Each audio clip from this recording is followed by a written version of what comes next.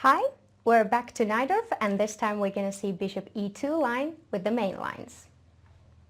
So, castle, castle, bishop e3. Here white has another option, which is very interesting. Rook e1 plans to play either bishop f1, either bishop f3. Let's start with bishop e6, bishop f1. Generally here, white wants to go knight d5, a4, a5, grab the initiative on the queen side, and control and stand on the d5. Knight bd7.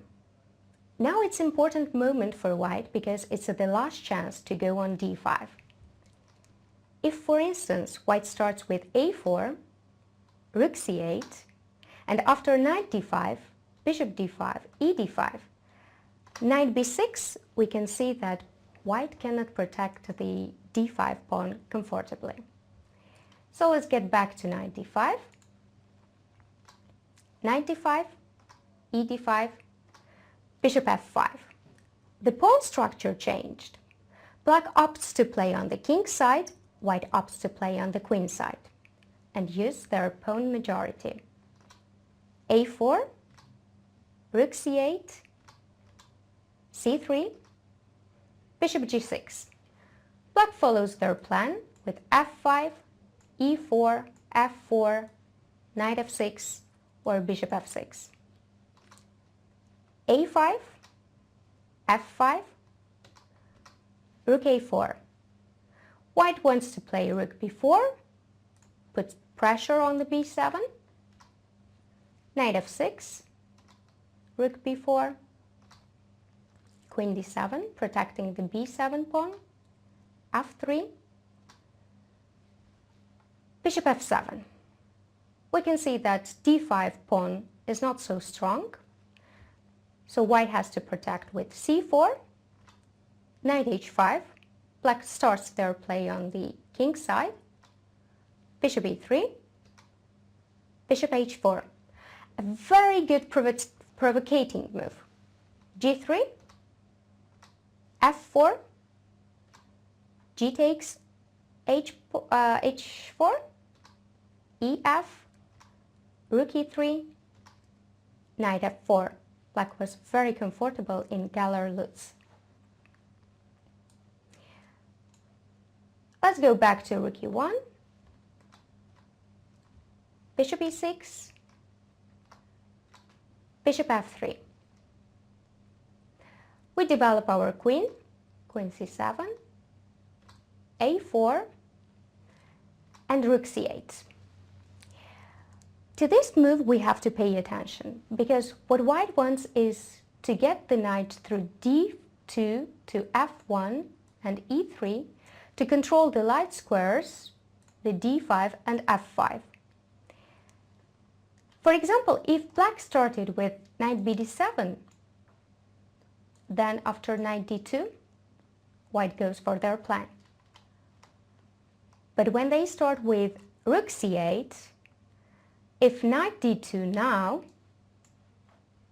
then knight c6, and the knight gets on d4. So white plays bishop e3. Now as they occupy to the e3 square, knight comes to d7, a5, h6, a very useful and waiting move, h3, bishop f8. Black plans to play rook b8 and b5, queen d2, rook b8, rook ec1, protecting the c2 pawn, b5, a b5, knight b6, knight a5, knight d7. The knight comes on c5, black has pressure on b2, and I think it's an excellent play. This is all about rook e1. Now we can get back to bishop e3, bishop e6, queen d2. This goes for a little bit slow play. Knight bd7, a4, prevents b5, rook c8, black wants to come to c4 through knight b6. And the main idea is that they want to take with the rook after exchange. So white doesn't allow it.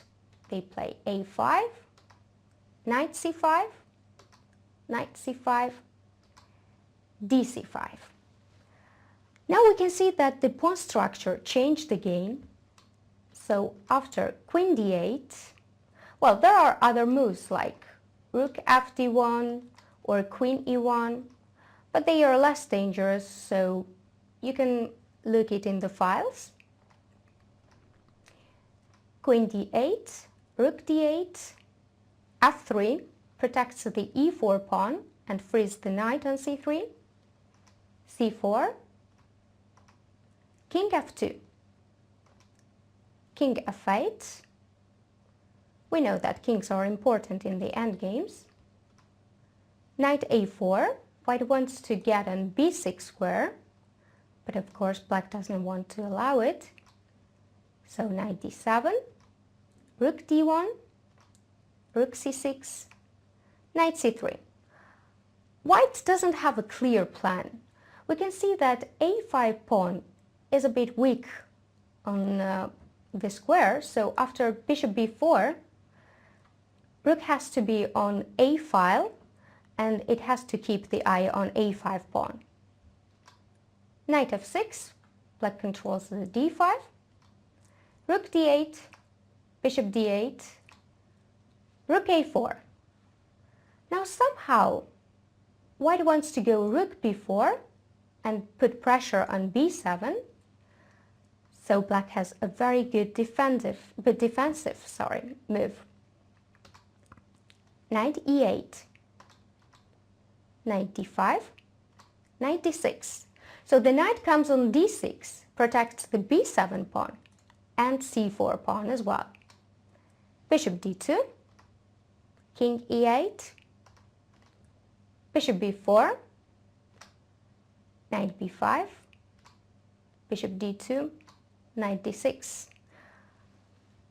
Was equal in Leka Topalov game. Hope you enjoyed it. See you next time.